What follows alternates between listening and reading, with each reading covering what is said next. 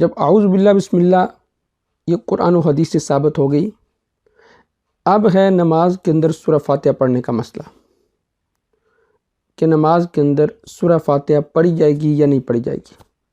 اس میں بھی احناف کو بہت ہی زیادہ طعن و تشنیع کا نشانہ بنایا جاتا ہے اور اصل مسئلہ نہیں بتایا جاتا کہ اصل مسئلہ ہے کیا۔ نماز کے اندر سورہ فاتحہ پڑھنی چاہیے نہیں پڑھنی چاہیے، امام ابو حنیفہ رحمہ اللہ تعالی ان کے پاس قرآن و حدیث سے دلائل تھے یا نہیں تھے۔ ایک پروپیگنڈا کیا جاتا ہے کہ دیکھیں جی یہ تو حنفی نماز پڑھتے ہیں، قرآن و حدیث کی مخالفت کرتے ہیں اور یہ محمدی نماز نہیں پڑھتے۔ اب بات کو سمجھیں، دیکھیں نماز پڑھنے والے وہ تین قسم کے افراد ہیں۔ نمبر ایک، اکیلا نماز پڑھنے والا، نمبر دو، امام بن کر نماز پڑھانے والا، اور نمبر تین، مقتدی بن کر نماز پڑھنے والا۔ یہ تین قسم کے افراد ہیں۔ ان میں سے اکیلے نماز پڑھنے والے کے بارے میں کوئی اختلاف نہیں۔ اکیلا نماز پڑھنے والا وہ سبحانک اللہم بھی پڑھے گا، اعوذ باللہ بسم اللہ بھی پڑھے گا، سورہ فاتحہ بھی پڑھے گا اور سورہ فاتحہ کے ساتھ سورت بھی ملائے گا۔ یہی حکم امام کا ہے کہ امام بھی یہ سارے کام کرے گا۔ رہ گیا مسئلہ مقتدی کا، مقتدی امام کے پیچھے اس سورہ فاتحہ کی تلاوت کرے گا یا نہیں کرے گا، یہ بنیادی مسئلہ ہے اور یہی اختلاف ہے۔ اب لوگوں کو دھوکہ ایسے دیا جاتا ہے کہ مسئلے کی شک نہیں بتائی جاتی، مطلقاً ایک حدیث بتا دی جاتی ہے اور دیکھیں جس حدیث کے اندر آئے کہ فاتحہ کے بغیر نماز نہیں ہوتی، لا صلاۃ لمن لم یقرأ بفاتحۃ الکتاب، جو فاتحہ نہیں پڑھتا اس کی نماز نہیں ہوتی، اور لوگ سمجھتے ہیں جی حدیث کے اندر واقعتاً آیا ہے۔ تو اصل مسئلہ ہے مقتدی کے بارے میں کہ مقتدی امام کے پیچھے سورہ فاتحہ کی قرات کرے گا یا نہیں کرے گا۔ دیکھیں اس مسئلے میں احناف کے پاس سب سے پہلے قرآن کریم کی آیت ہے سورہ اعراف کی آخری آیات میں سے، وَإِذَا قُرِئَ الْقُرْآنُ فَاسْتَمِعُوا لَهُ وَأَنصِتُوا لَعَلَّكُمْ تُرْحَمُونَ۔ جب احناف یہ آیت پیش کرتے ہیں کہ جب قرآن کریم کی تلاوت کی جائے تو فَاسْتَمِعُوا لَهُ وَأَنصِتُوا، تم کان لگا کر اس کو خاموشی کے ساتھ سنو، وَأَنصِتُوا لَعَلَّكُمْ تُرْحَمُونَ، اور خاموش رہو۔ تو جب یہ آیت پیش کی جاتی ہے تو پروپیگنڈا کیا جاتا ہے، یہ آیت تو جمعہ کے بارے میں نازل ہوئی، یہ آیت تو کفار مکہ کے بارے میں نازل ہوئی، یہ آیت تو فلاں موقع کے بارے میں نازل ہوئی، اس میں تو سورہ فاتحہ کا ذکر نہیں ہے اور اس میں یہ تو نماز کے بارے میں نہیں ہے۔ تو یہ پروپیگنڈا کیا جاتا ہے۔ اب دیکھیں وہ تفسیر قابل قبول ہوگی جو صحابہ نے سرکار دو عالم صلی اللہ علیہ وسلم سے سیکھی ہے، اور وہ باتیں قابل قبول ہوں گی جو سرکار دو عالم صلی اللہ علیہ وسلم نے صحابہ کو سکھلائی ہیں۔ اور امام ابو حنیفہ رحمہ اللہ تعالیٰ وہ تابعی تھے اور انہوں نے تابعین سے اور صحابہ سے علم حاصل کیا ہے۔ اب دیکھیں حدیث میں آتا ہے، بخاری شریف کی حدیث ہے، سرکار دو عالم صلی اللہ علیہ وسلم نے فرمایا کہ تم 4 آدمیوں سے قرآن کریم کو سیکھو۔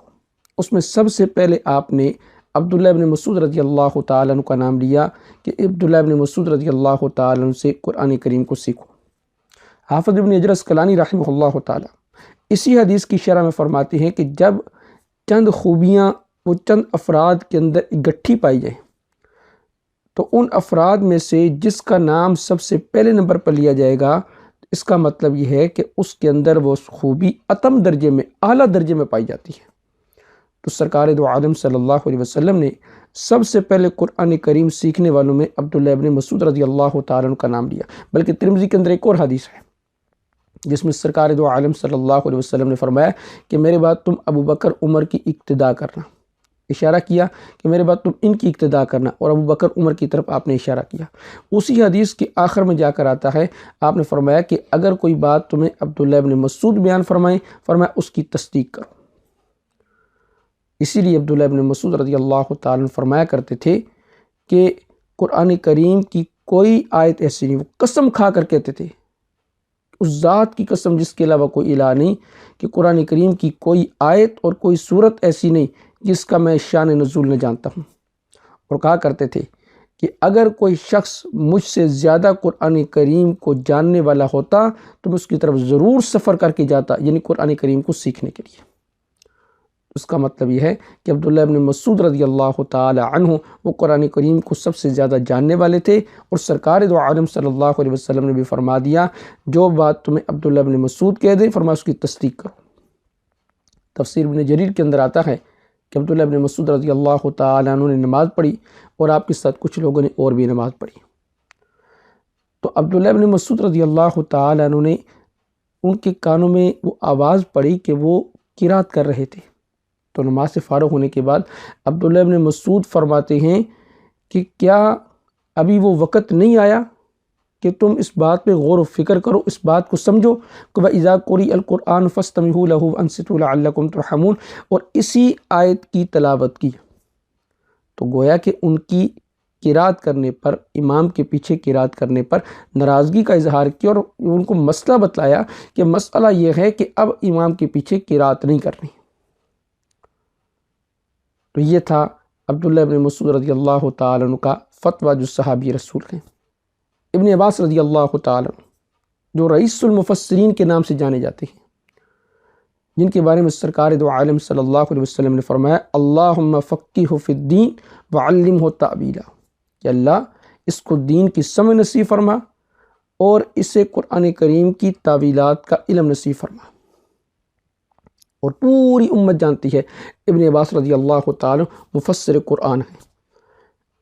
ابن عباس رضی اللہ تعالیٰ فرماتے ہیں کہ وَإِذَا قُرِئَ الْقُرْآنُ فَاسْتَمِعُوا لَهُ وَأَنصِتُوا لَعَلَّكُمْ تُرْحَمُونَ، یہ آیت یعنی فی الصلاۃ المفروضہ فرض نمازوں کے بارے میں نازل ہوئی۔ عبداللہ ابن مسعود رضی اللہ تعالیٰ عنہ بھی یہی فرماتے ہیں، اور ابن عباس رضی اللہ تعالیٰ عنہ وہ بھی یہی فرماتے ہیں۔ سفیان ثوری رحمہ اللہ تعالیٰ کا ایک قول ہے کہ اذا جاءک التفسیر عن مجاہد، اگر تمہارے پاس مجاہد کی تفسیر آ جائے تو فرمایا فحسبک بہ، آپ کو وہ کافی ہے۔ اب مجاہد کیا کہتے ہیں؟ وہ بھی یہی فرماتے ہیں وَإِذَا قُرِئَ الْقُرْآنُ فَاسْتَمِعُوا لَهُ وَأَنصِتُوا لَعَلَّكُمْ تُرْحَمُونَ، یہ جو آیت ہے وَإِذَا قُرِئَ الْقُرْآنُ فَاسْتَمِعُوا لَهُ وَأَنصِتُوا لَعَلَّكُمْ تُرْحَمُونَ والی فی الصلاۃ، فرمایا یہ نماز کے بارے میں ہے۔ اور امام احمد بن حنبل رحمہ اللہ تعالی انہوں نے فرمایا کہ امت کا اس بات پر اجماع ہے کہ یہ آیت وَإِذَا قُرِئَ الْقُرْآنُ فَاسْتَمِعُوا لَهُ وَأَنصِتُوا لَعَلَّكُمْ تُرْحَمُونَ یہ نماز کے بارے میں نازل ہوئی۔ ابن مسعود فرماتے ہیں نماز کے بارے میں، ابن عباس فرماتے ہیں نماز کے بارے میں، اور مجاہد فرماتے ہیں، تابعی فرماتے ہیں نماز کے بارے میں۔ امام احمد بن حنبل رحمہ اللہ تعالی فرماتے ہیں کہ امت کا اجماع ہے کہ یہ نماز کے بارے میں۔ جب یہ نماز کے بارے میں نازل ہوئی تو پھر اس سے نماز کا مسئلہ ہی نکالا جائے گا نا۔ تو قرآن کریم کی جب تلاوت کی جائے تو پیچھے آپ نے کیا رہنا ہے؟ خاموش رہنا ہے۔ بھائی اگر چلیں تھوڑی دیر کے لیے مان لیتے ہیں کہ کفار کے بارے، بھائی اگر کفار کو خاموش رہنے کا حکم ہے تو مسلمانوں کو تو بطریق اولا خاموش رہنے کا حکم ہونا چاہیے۔ اگر کفار کے لیے یہ ہے کہ وہ قرآن کریم کی تلاوت کے وقت ان کو یہ ہے کہ وہ خاموش رہیں، تو مسلمان تو بطریق اولا خاموش رہیں، یا پھر مسلمانوں کو خاموش رہنے کا حکم نہیں ہے۔ تو بھئی اس آیت سے ثابت ہوتا ہے کہ امام کے پیچھے قرات یعنی سورہ فاتحہ نہیں پڑھی جائے گی، اور نہ سورہ فاتحہ پڑھی جائے گی، نہ اس کے علاوہ کوئی اور سورت پڑھی جائے گی۔ میں ایک مرتبہ درس قرآن دے رہا تھا تو ایک ساتھی نے مجھ سے سوال کیا، کہا جی سورہ فاتحہ الگ ہے اور قرآن کریم الگ ہے۔ میں نے کہا جی وہ کیسے؟ کہتے قرآن کریم میں آتا ہے وَلَقَدْ آتَيْنَاكَ سَبْعًا مِّنَ الْمَثَانِي وَالْقُرْآنِ الْعَظِيمِ، ہم نے آپ کو 7 مثانی اور قرآن عظیم عطا کیا۔ اس کا مطلب ہے کہ 7 مثانی کسے کہتے ہیں؟ میں نے کہا جی سورہ فاتحہ کو۔ کہا سورہ فاتحہ الگ ہو گئی اور قرآن کریم الگ ہو گیا، تو قرآن کریم کا حکم الگ ہے اور سورہ فاتحہ کا حکم الگ ہے۔ میں نے کہا اچھا، میں نے کہا قرآن کریم میں آتا ہے تِلْکَ آیات الکتاب وقرآن مبین، کہ یہ کتاب کی آیات ہیں اور قرآن مبین ہے۔ اس کا مطلب ہے قرآن مبین الگ ہو گیا اور کتاب کی آیات الگ ہو گئی، یہی مطلب ہے؟ کہتے نہیں۔ تو میں نے کہا جی جیسے وہاں درمیان میں واو ہے اسی طرح یہاں بھی واو ہے، اگر وہاں فاتحہ الگ ہو سکتی ہے تو پھر یہاں بھی قرآن کریم کی آیات وہ الگ ہو سکتی ہیں۔ تو میں نے کہا اس کا جواب آپ مجھے سمجھا دیں، اس کا میں آپ کو سمجھا۔ اب میں اس سے کہتا جی یہاں واو تفسیر کے لیے ہے، فلاں ہے فلاں ہے، اس نے علوم پڑھے ہوئے نہیں تھے، تو لہٰذا میں نے اس کو جھٹکا سا وہ جواب دیا۔ اب اسے یہ بات سمجھ آ گئی، تو امام کے پیچھے سورہ فاتحہ نہیں پڑھی جائے گی۔ ابو بکر رضی اللہ تعالیٰ عنہ ایک صحابی ہیں، مسجد میں آئے تو سرکار دو عالم صلی اللہ علیہ وسلم آپ نماز کی حالت میں تو رکوع کے اندر تھے، تو ابو بکر رضی اللہ تعالیٰ عنہ نے فوراً جلدی سے نیت باندھی اور رکوع کے اندر چلے گئے، سورہ فاتحہ نہیں پڑھی۔ جب نماز ختم ہوئی تو سرکار دو عالم صلی اللہ علیہ وسلم نے پوچھا کہ تم میں سے کس نے ایسا کیا؟ اصل میں انہوں نے کیا یہ تھا کہ جہاں تھے وہیں کھڑے کھڑے انہوں نے نماز کی نیت باندھی، رکوع میں گئے اور چلتے چلتے چلتے چلتے صف کے اندر جا کے شامل ہو گئے۔ تو سرکار دو عالم صلی اللہ علیہ وسلم نے پوچھا یہ بتاؤ ایسا کس نے کیا؟ تو کہا یا رسول اللہ ابو بکرہ نے۔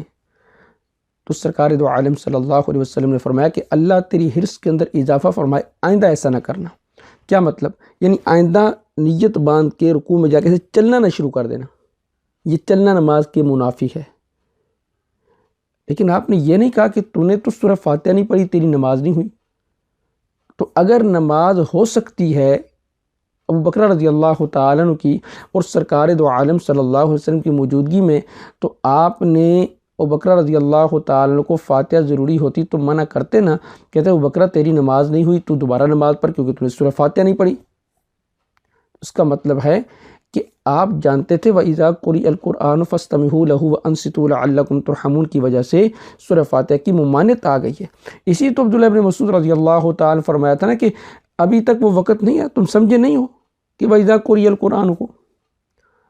تو یہ پہلی دلیل ہے احناف کی جو قرآن کریم سے ہے کہ امام کے پیچھے سورہ فاتحہ وہ نہیں پڑھی جائے گی۔